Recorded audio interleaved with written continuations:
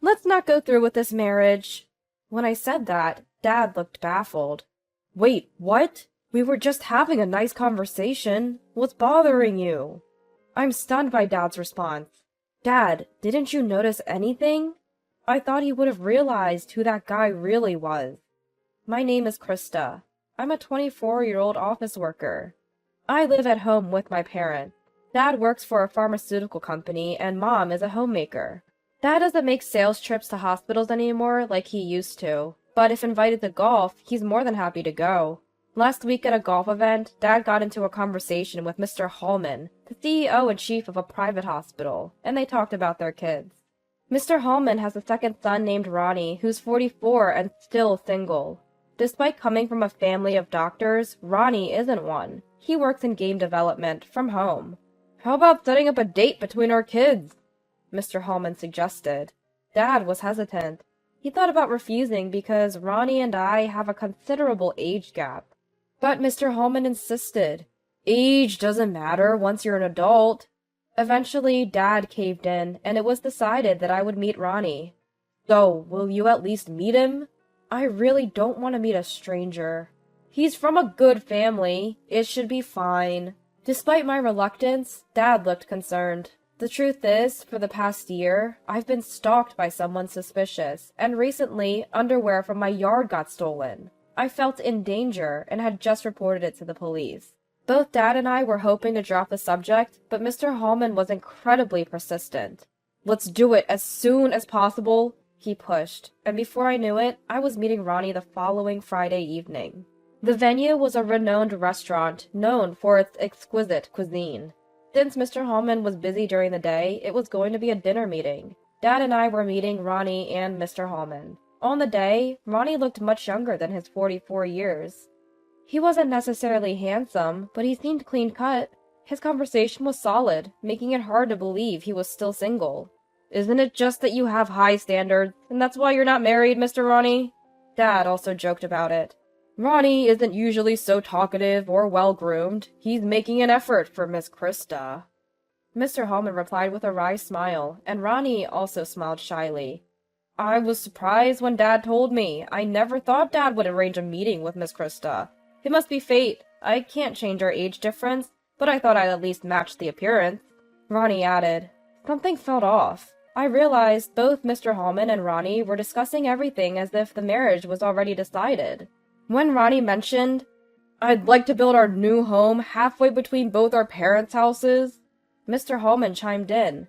"How about near the hospital? We have land there." Both Dad and I awkwardly smiled, not knowing what to do. "Here, Krista, offer Mr. Ronnie some more drinks." Dad tried to steer the conversation by offering Ronnie a drink. I also went along and offered the next round. "So, Mr. Hallman, you were saying last week that you got a new golf driver. How's it treating you?" "Oh, it's fantastic. I'll lend it to you sometime." Dad's strategy worked like a charm. Mr. Hallman and Dad started getting into a conversation about golf. They often share golf equipment, it seems. Just then, I got a direct approach from Ronnie. "Krista, thank you for today. I'm happy you decided to marry me." "What?" I was stunned and questioned what he said. He suddenly got way too familiar. Unbelievable. I haven't decided to marry anyone, let alone him. He doesn't seem like a bad guy, but I've just met him, and have no romantic feelings. Ronnie didn't notice my discomfort. He seemed pretty tipsy, and looked at me with ulterior motives. "How about we go to the beach next time?" "Sorry, what? I couldn't hear you." I pretended not to hear him, but I heard him loud and clear. Right as I was pondering what to do next, "What do you like to do, Miss Krista? Do you also play golf with your dad?" A cheerful and tipsy Mr. Hallman started talking to me. Saved by the bell. I actually enjoy going for walks by myself." I dodged Ronnie's question and changed the subject. The suspicious person who had been following me hasn't been caught, and I haven't been able to go for walks lately, but any other topic is fine at this point. "You don't seem sunburned for someone who enjoys walks." Elderly men sure know how to make a comment that gets under your skin. "I wear a hat," I replied, smiling. "A hat, huh? That's stylish." Mr. Hallman had no idea I was annoyed. "Krista loves hats. She has quite a collection." My dad chimed in. steering the conversation. I took this as a perfect moment to pick up my silverware. Just then, a delicious-looking fish dish was served. I decided to focus on my meal to distract myself. What's the name of that green hat Krista has? Darn it, I can't remember. Apparently, Dad can't remember the name of my hat. Come on, if you're getting old, what does that make me? My apologies, that was a slip of the tongue. Both men laughed and then turned to me. Krista, what was the name of that hat again? I forget. Just as they asked, I had just put food in my mouth. I was rushing to swallow when... That's a newsboy cap, right? Green really suits Krista. Ronnie answered for some reason. What? How does he know? We just met. I almost choked on my food. Could this guy be... Dad, seemingly oblivious, answered, Yes! A newsboy cap! I can never remember it, but it suits her so well. She looks adorable. Mr. Hallman didn't seem bothered. A newsboy cap? Never heard of it. Women's fashion is complicated. I'm good with medical terms, though. You're impressive, Mr. Hallman. Dad, you might know it as a hunting cap. The conversation continued, but my mind went blank. All I wanted was to escape from this place as soon as possible. I've got to call the police. I put on a smile, suppressing my inner turmoil as I get through the arranged meeting. As soon as I see Mr. Hallman and Ronnie get into a taxi, I let out a huge sigh of relief. Krista, you tired? Dad, a bit tipsy, smiles at me. The forced smile I've been wearing vanishes, and I become serious. Dad, let's definitely say no to this marriage. My straightforwardness leaves Dad puzzled. Wait, you were just having a good time chatting. What's wrong? Is it his age? He was a decent guy, wasn't he? Didn't you like him, Krista? I'm surprised at Dad's words. Dad, didn't you notice anything? I assumed Dad had also figured out who that man really was. Notice what? The hat. The cap. Don't you find that odd? Huh? You mean Ronnie knowing the name of the hat? He's young. It's not strange for him to know. Frustrated, I explain again. How did he know the name of my favorite hat when he was told it's green? How could he say it looks good on me when we've just met? Good point. Could Ronnie be that suspicious person? I nod at Dad's murmur. I'm sure of it. I don't know how he knows about me, but otherwise, how could he know about the cap? Before, I couldn't recognize him because he was wearing sunglasses and a disposable mask, but I'm sure Ronnie is the same suspicious person who's been following me. Probably the underwear thief, too. As soon as I say this, Dad exclaims, That makes sense! I thought something was off! Dad, you didn't notice until now. Frustrated, I speak and Dad tries to defend himself.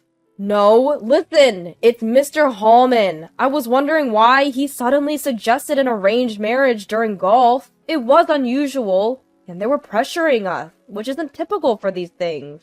Maybe Mr. Hallman knew his son was interested in you. It's more than interest. It's malicious. I was going to say no anyway, but definitely not to a suspicious person. So Dad, please firmly decline the arranged marriage. Dad agrees wholeheartedly when I request again. That night, I contact the local police officer. I found out who the suspicious person and the underwear thief are. Although it's not enough for proof, the officer promises to increase patrols in the area and look into it. The next morning, Dad calls Mr. Hallman to decline. He doesn't mention the suspicious person, only saying, the timing wasn't right this time. The call lasted over an hour, and Mr. Hallman tried hard to convince him. After hanging up, Dad looks drained and says, Mr. Hallman understood. I feel relieved, but that afternoon, something happened.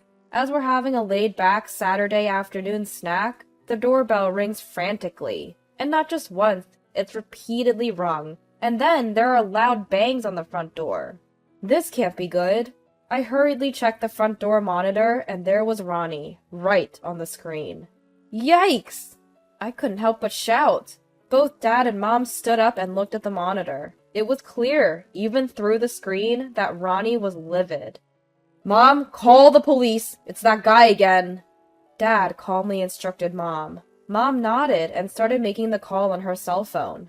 Just when I noticed there was no sound of knocking, a figure passed by the living room window. Ronnie had trespassed from the front entrance to our yard, and now he was in front of our living room. We could see each other plainly because the curtains were open. The weather was good, though I had laundry out, and we hadn't locked the window. "Krista, I've come for you!" Ronnie shouted upon seeing me. Dad stepped in front of me to shield me. It looked like Ronnie was about to force his way into our home. "Krista, stay in a safe place with Mom!" As I started to comply with Dad's instruction, Ronnie yelled again. "Krista! You can't escape me! We are destined to marry!" Destined? I felt a surge of anger at Ronnie's words. I stopped and turned back. Mom had already called the police, who should arrive any minute. Ronnie had been tormenting me for nearly a year. He was a suspicious person. I remembered all the days I had been scared, and my anger boiled over. "Don't make stuff up! Who would marry you? You're committing a despicable crime. You're a grown man, stalking a woman 20 years younger and stealing her underwear. Aren't you ashamed?" I was sure Ronnie was behind it all, so I yelled. Ronnie seemed taken aback and started making excuses. "No, you've got it wrong. I've been watching over you, so you're not in danger. You left your underwear out to dry because you wanted to thank me, right? I know how you feel, Krista." "Gross! That's not it at all! You trespassed and stole it! Do you have any idea how terrifying it is to be stalked for months by a man I don't know?" My laundry was essentially hidden in the yard. You'd have to trespass to steal anything. I had been scared to even go out into the yard since my underwear was stolen. This man ruined my peaceful daily life. "You call me a criminal? I'm not trespassing. We're destined. We're promised fiancés." I was at a loss for words. This guy is delusional. Nothing will get through to him. Mom also spat out, "Stop talking nonsense! Can't you differentiate between reality and delusion?" Dad angrily stated, "Ronnie, just because you're infatuated doesn't mean you can do anything you like. Stalking and theft are crimes. You're trespassing right now. As parents, we can't forgive your actions. We won't let our beloved daughter fall prey to a criminal like you." Mom yelled while pointing her phone at Ronnie. I felt truly grateful for my parents who were defending me. "I'll be clear. I will never marry you. I can't possibly like you. From now on, never come into my sight again," I declared firmly while glaring at Ronnie. "But you came to the matchmaking event. Don't you love me? I thought you wanted to marry me." Ronnie could only mutter those words, his eyes wide. "Look, I only went because my dad was badgered into it by Mr. Hallman. I was planning on saying no from the start." Upon hearing my assertive words, Ronnie collapsed onto his knees. Within moments, the cops, who had been alerted, arrived and took a now subdued Ronnie away. The reason my mom was pointing her cell phone was to let the police hear everything that was happening, thanks to hands-free mode. It helped paint the full picture. Days later, Ronnie admitted to both the underwear theft and stalking me. Upon questioning Ronnie and talking to those involved, it turns out that he learned about me through my dad's golfing acquaintance with Mr. Hallman. Apparently, a family photo of us was in the inner pocket of a golf bag my dad had lent to Mr. Hallman. Ronnie had fallen head over heels with me from that photo. Apparently, Ronnie had pictures of me, taken without my knowledge, plastered all over his room. One day, Mr. Hallman's wife stumbled upon these photos in their son's room and consulted her husband. Recognizing my dad in the photo, Mr. Hallman identified me as the daughter of a golf buddy. Mr. Hallman thought it would be better to set us up in an arranged marriage than to let Ronnie get arrested for stalking, all without informing us. What a family! To prevent this from escalating, I received a generous settlement and had them promise never to let Ronnie near me again. It seems Mr. and Mrs. Hallman were unaware that Ronnie had taken the underwear thefts that far. They decided to admit Ronnie into a mental hospital. What was supposed to be a mere arranged meeting turned into a huge ordeal, but everything's settled now. I was finally free from the person who had been causing me so much anxiety, and I could enjoy my walks once again.